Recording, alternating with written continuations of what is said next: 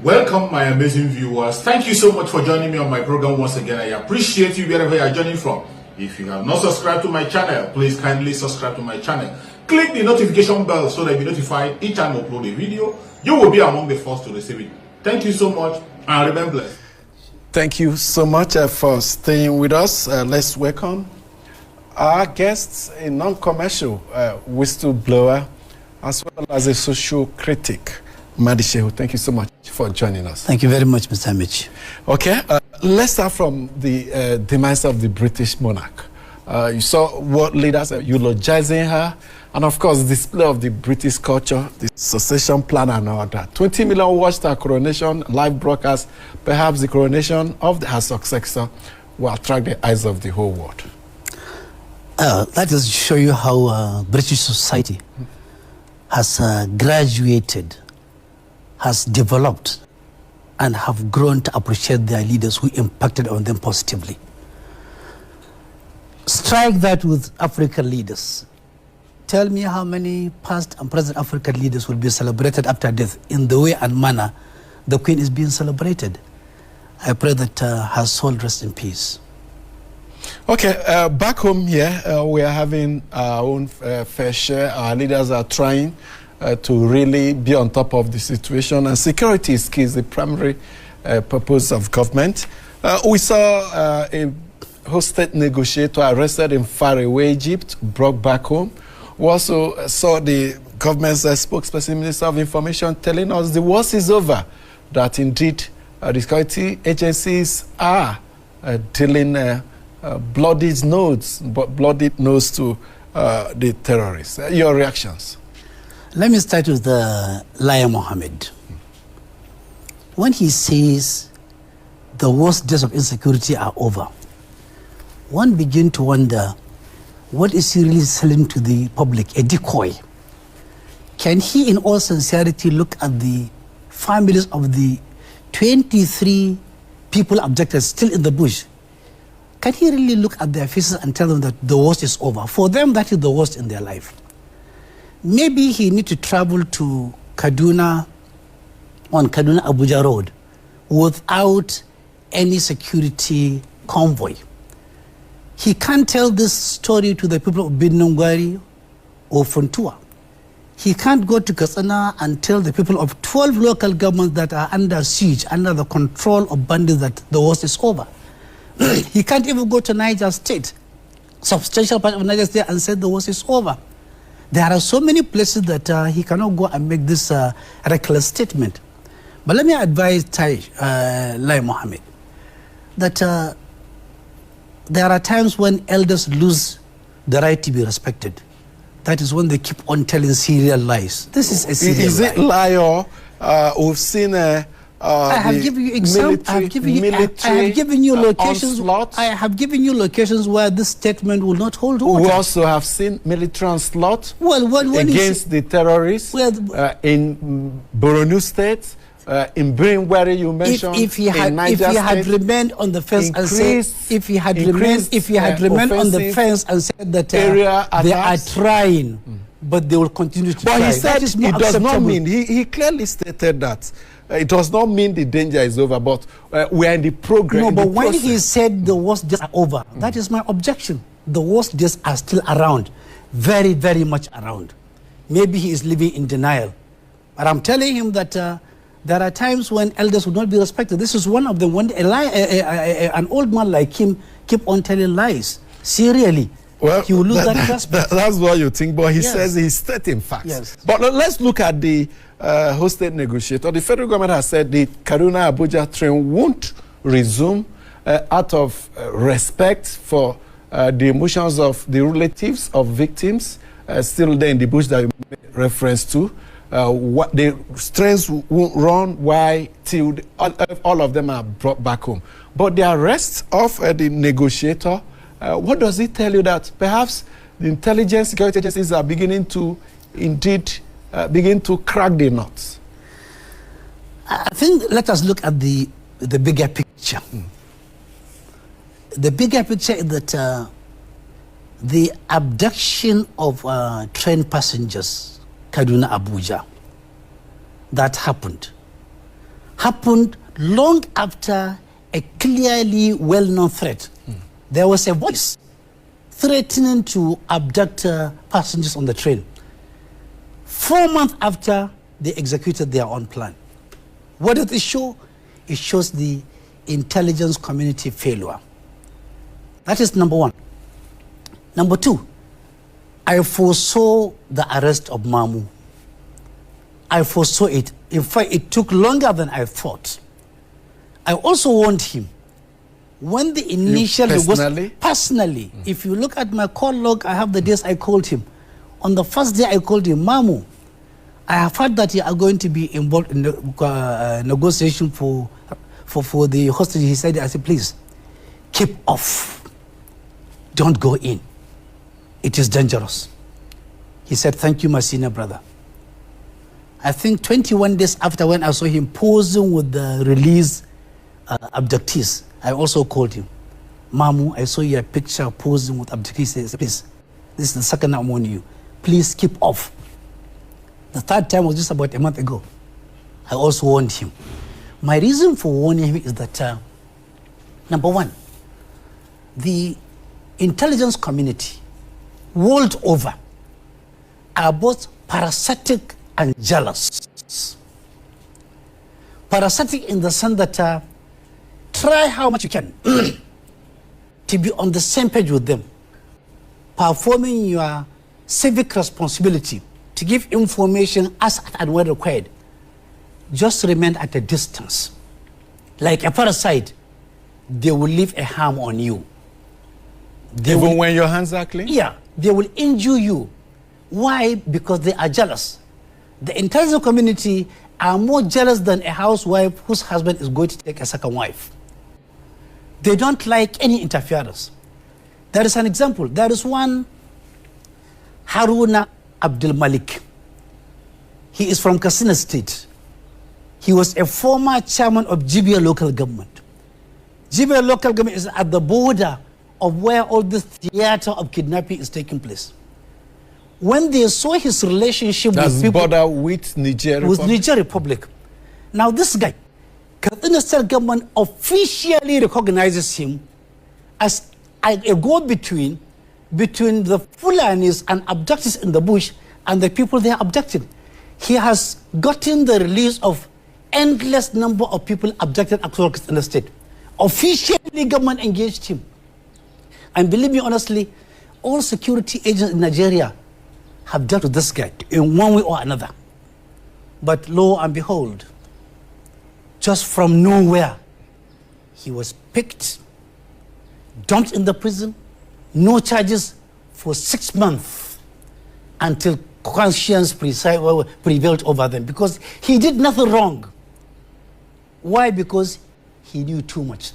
The intelligence community don't like anybody who knows too much about the operations. But it appears Sheikh Ahmed Gumi knows too much and is still a free man. He doesn't. You assume that he knows too much. He doesn't know much. You assume he knows much because he talks, but he doesn't know much. But we have seen him serve as go-between? No, initially it was his elected choice to see what contribution will he give in ensuring that you bring this menace of abduction to the lowest or even eliminate it. But when he realized that he was alone because the intelligence community were not willing to allow him get that credit.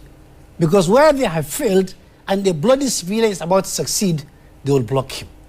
He doesn't know that much. And that is even Mamu's crime. Mamu made the biggest mistake by assuming a role he is not trained for. Negotiation for hostages, for abductees, for ransom is not the responsibility of a civilian anywhere, in any part of the world. It is supposed to be meant for the intelligence community because they are trained for that. But the moment the intelligence community realized that they have failed, somebody is going to succeed. And I mean succeed in court. They will definitely bring it back. I want to understand where the line is drawn between helping the intelligence community, because on daily basis and as responsible citizens, we're obligated to provide information, share information with the intelligence community. That's the least we are supposed to do. Where is the line between sharing this information and helping in hosted negotiation? The line and is freeing of hostage? The line is represented by this analogy. If a leader tells you, Mr. Amechi, come, especially in Africa, come close to me, he is telling you, please run as fast as you can. If he says, run, he is telling you, come closer. You need to understand the body language of the intelligence community for you to operate successfully and to contribute meaningfully with excessive caution. Now, and this is the modus operandi of intelligence community everywhere in the world. Let me give you an example. Bojilan is a well-known politician in China. He rose from the lowest of politics until he became an influential member of the Chinese Chinese Party Central Working Committee. Very rich, very influential, and perhaps a waiting president of China. But when there was a scandal involving billions of RMB involving the Chinese party members, and Bojilan was making noise, they didn't arrest Bojilan in China or in Shanghai or in Guangzhou. They allowed Bojilan to board Japan, and they arrested him in Japan because they want to show him, they want to internationalize his own crime. If you look at Vats Rasaratnam, it's a vocal voice in India. When there was a wheat crisis, he was making so much noise, and it was making the government very uncomfortable. Rather than arrest him in Delhi, they arrested him on his way to where? To Pakistan. If you pick Dokubo Asari in his heydays, when the government was breaking, the security agents were bringing him closer and closer.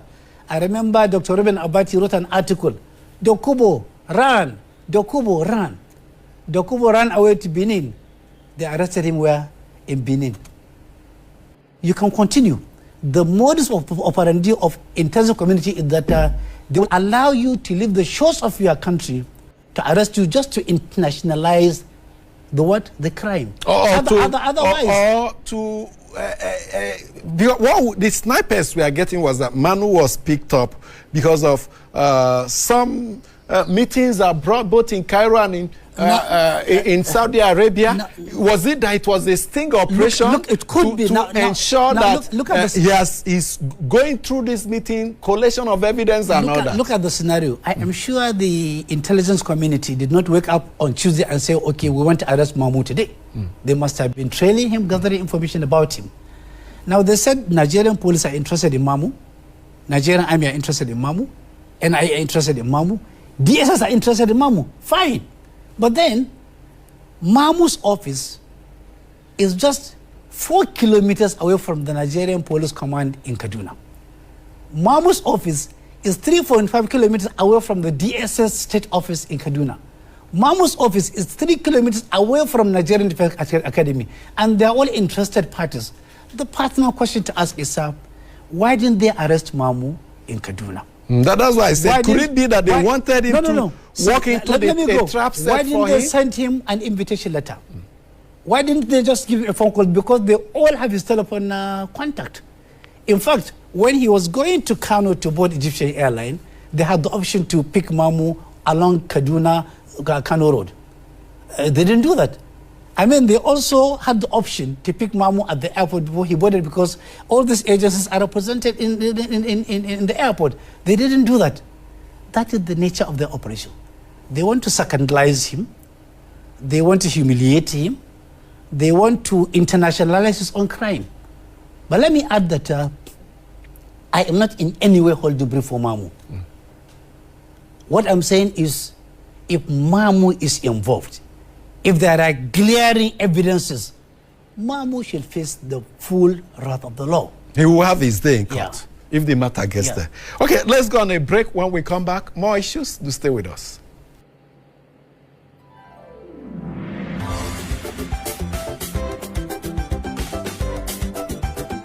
Did you know that AIT's social media handles have all changed? If you are one of the millions of our followers on Facebook, Twitter, and YouTube, this is introducing to you AIT's new official and rebranded social media handles. Like or follow us now on our Facebook page, Official AIT Live. If you're on Twitter, switch to our new handle at Official AIT Live and activate the notification button to get breaking news and updates on the go. For exclusive short videos and photo news, follow our Instagram account at Official AIT Live. Subscribe to our YouTube channel, Official AIT Live, and enjoy live streaming of news and your favorite programs, where you can also watch our broadcast materials at your own convenience. Note that Official AIT Live is the only authentic social media profile name with all the handles on our website ait.live, with a notification prompt to accept and receive breaking news and updates on the go. Log on to Facebook, Twitter, Instagram, and YouTube platforms on your smartphone, tablet device, laptop, and desktop to follow us now. AIT.live. On air, online. Madi Shehu is a social critic and a non-commercial whistleblower. He's reviewing the state of the nation and weighing in on topical national issues. Before the break, we were on the issue of security. Let's remain with security.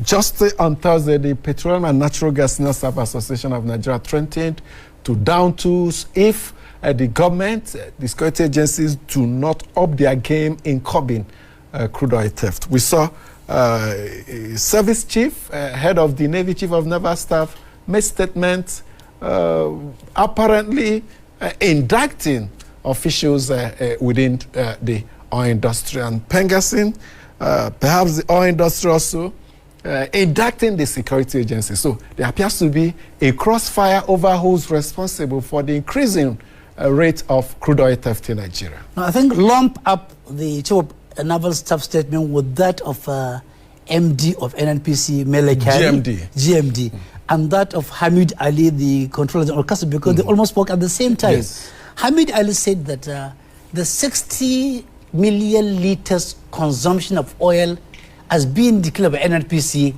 is suspect. It doesn't add up. It's suspicious and is looking fraudulent. Melekari said they have traced crude oil pipes into churches and a mosque in Lagos. And then put together with the Chief of Naval Staff, you can get the bigger picture. The bigger picture is that it is no more the issue of oil bunkering. It is the issue of outright stealing of crude oil officially, as averred by the Chief of Naval Staff.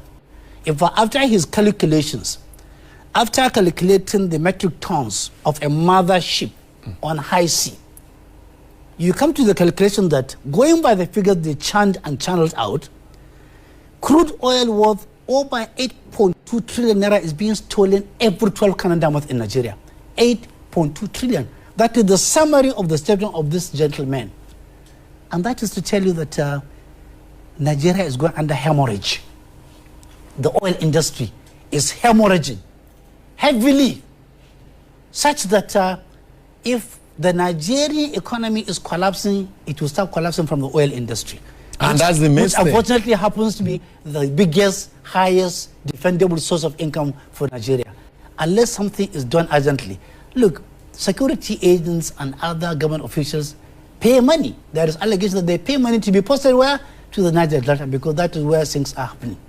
There is a need for a more patriotic approach to the management of this oil industry. There has not been transparency. There has been a clique, a cartel, and a cabal managing this oil industry, holding the jugular events of Nigerians for the last 40, 50, 60 years to the total exclusion of everybody. And they've amassed so much wealth, so much so that they can influence every sector of the Nigerian economy because dollar speaks. Beyond the blame game, the president of Pengassin was a guest on this program yesterday, Thursday. He insists the president must take full charge. Security agencies commanders posted to the Niger Delta must be punished if, despite their operations, crude oil theft still continues. Same with every other person that has one role or the other, rather than what he said, reposting them elsewhere and bringing in fresh persons. Have you ever had allegedly become involved? Have you ever had security agents being punished in Nigeria? They are a no-go area. They are the untouchables. Touch them at your own peril, at your own risk. 2 soldiers were dismissed and undergoing trial for murder. Just 2 for what? A cleric. For killing a cleric. Have you ever heard of a senior security officer, plain or in uniform, at the Niger Delta, involved in bunkering, punished? No. You have never heard that. It won't happen. It is a conspiracy theory, especially under a leadership that fears going to such locations to exert their own authority. Unfortunately, you need a more resolute leadership to address the issue of oil bunkering in Nigeria. Short of that, let the journey continue until we reach maybe the promised land, either with broken legs, with broken hands, with every lacerations, deep-seated lacerations on our body, and maybe we bleed to death. But we'll get there. That's the hope. I hope we'll get there alive. We will, surely. I hope we get there with no deep lacerations and injuries and fractures of the skull. But what do we need to do differently with oil theft? Well, the issue is ask the captains of the oil industry, ask the GM, ask the executive directors, ask the Nigerians who own ships. Amazing viewers. Thank you so much for joining me on my program once again. Ask the security agencies. In fact, ask even penders. It is a cycle of interest. Click the notification bell. It's a cycle of people. They have tested the manna. Thank you so much. And the manna if you are joining me from Africa, the manna from heaven, yeah, the manna in the oil industry, and this time, yeah, time for my video. Go to the comment Today section. Is some In less than 9 months, we learn a lot from the comment section. I don't see a miracle happening. I am speaking with what they could not do in 7 years, they can do in 7 months, especially in the oil industry. So that we can learn from one another. So it's a challenge for the next administration. Thank you so much for joining. Remember, we are looking forward to somebody who can take this challenge up. But for this regime, it took the challenge in 2015, and it is still being challenged. To change the narrative.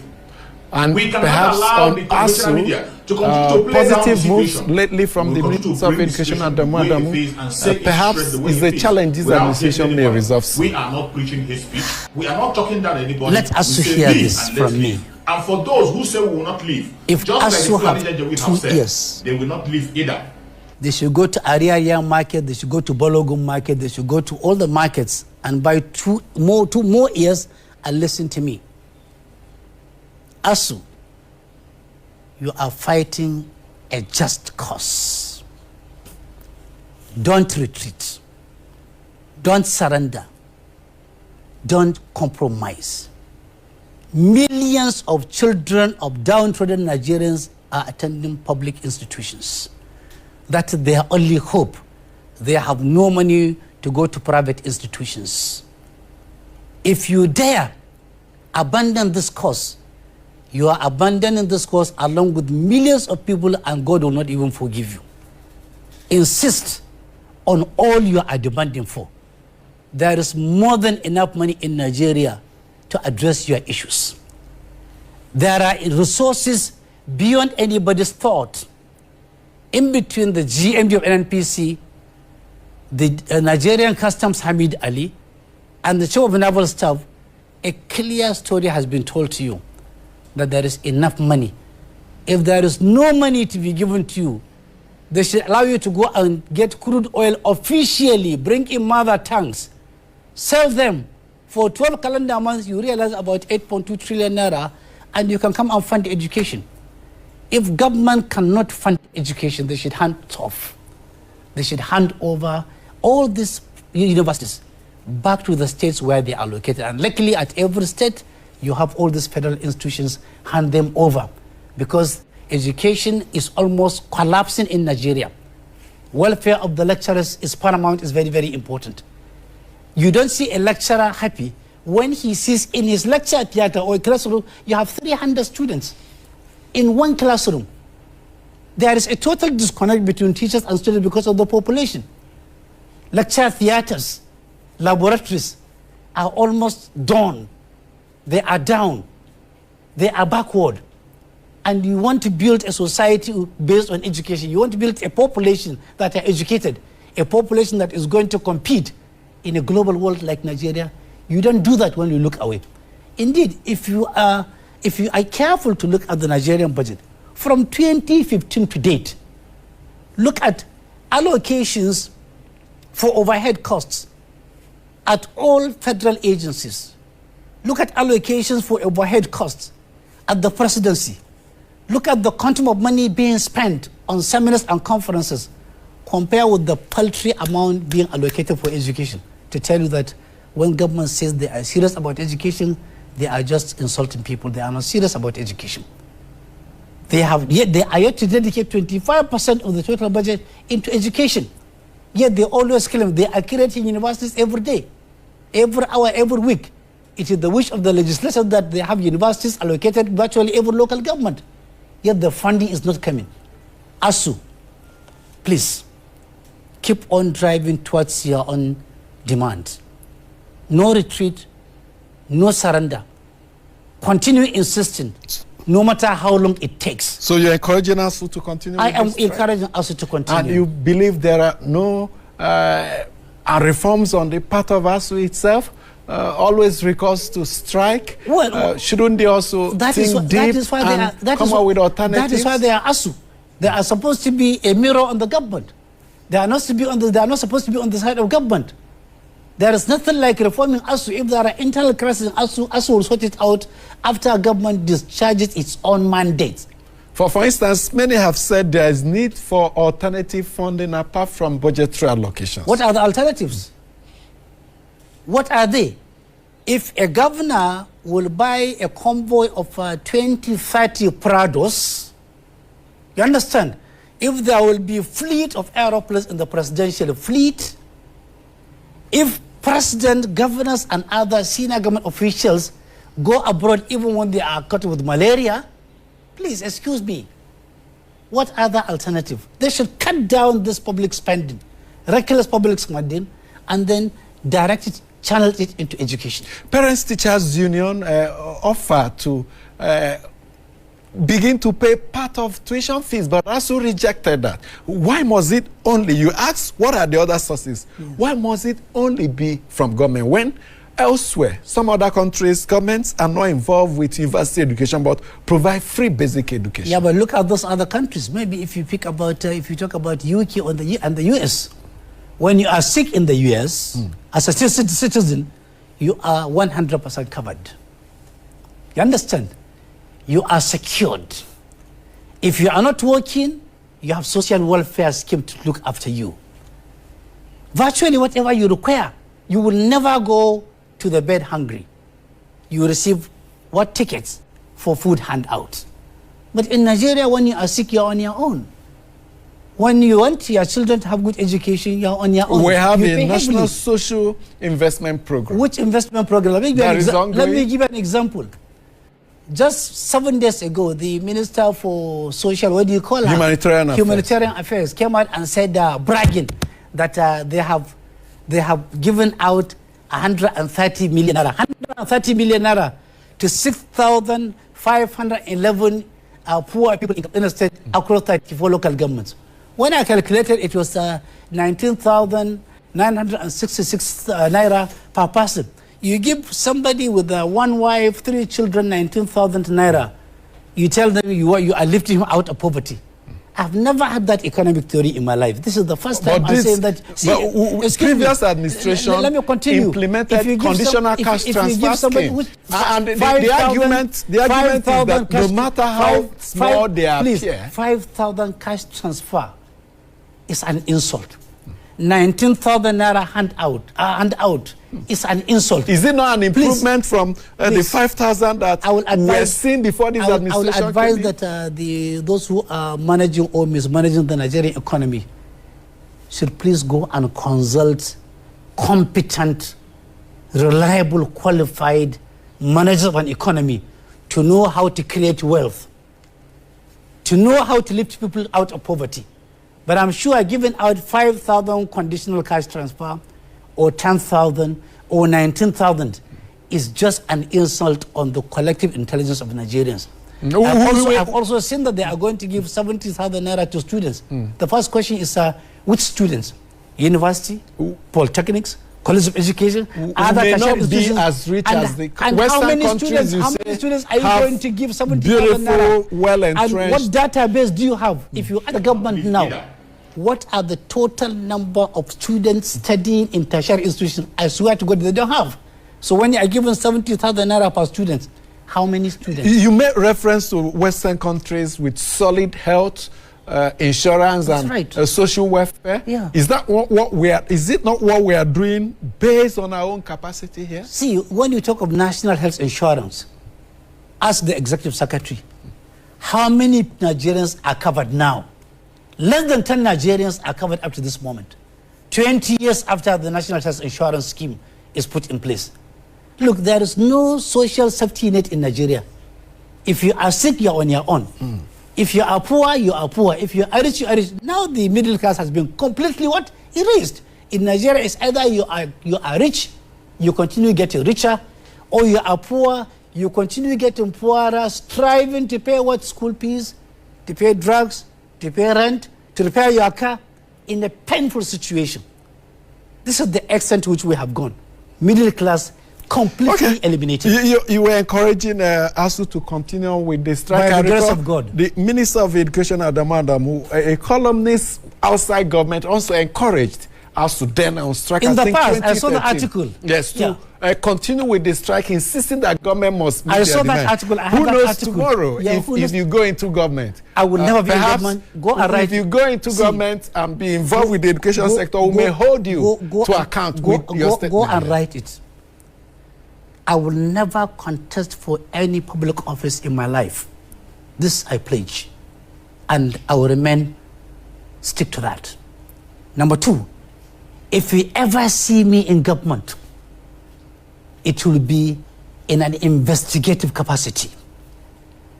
If you call me to investigate, and I know how to do investigation, I have value for money background audit, value for money audit background, extensive value for money audit background.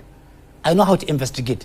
If you call me that, please come and help me to investigate an abnormality, a fraud, a misrepresentation, I will do that as a service to the society. This I guarantee you. Short of that, government, good riddance. Are you running away from responsibilities to helping to salvage your nation?